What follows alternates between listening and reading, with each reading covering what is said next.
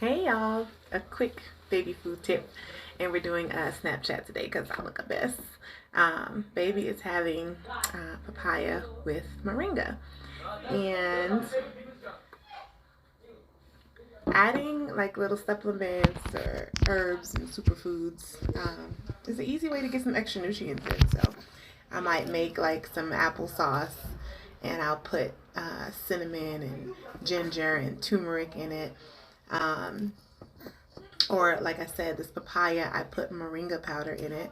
I love adding moringa to baby food. It's easy, it's loaded with nutrients. It doesn't have a very strong flavor. Okay, he got a little fussy. But like I was saying, um, adding like different herbs and spices or supplement powders, green powders, things like that is a really easy way to just kind of maximize the nutrient content of what you're giving your baby. Like I said, today he had papaya with moringa. I love doing applesauce with like fenugreek and cinnamon and ginger. And sometimes I put turmeric in it, or I'll do like carrots or squash, and I'll add turmeric and ginger to it, kind of match the colors a bit. So yeah, try that. Oh, molasses is another good one you can add with fruit. Moringa is one of my favorites since I've been in Kenya. Baobab is another favorite. Fenugreek is always a good one. And sea moss, you could also do sea moss.